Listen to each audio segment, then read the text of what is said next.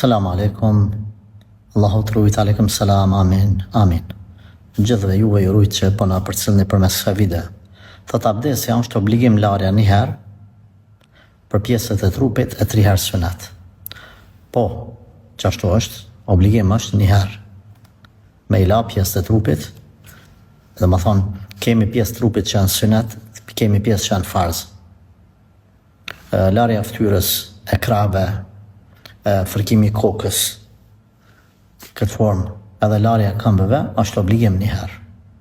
Pastaj nëse i bën 2 herë, ma mirë është, sunet. Nëse i bën 3 herë, akoma sunet më i fortë, pra ka mundësi edhe ka 2 herë.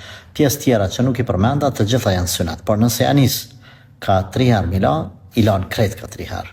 Përveç kokës, dhe mund që e mest edhe kam që i lanë një herë, tjera të i bën ka 3 herë.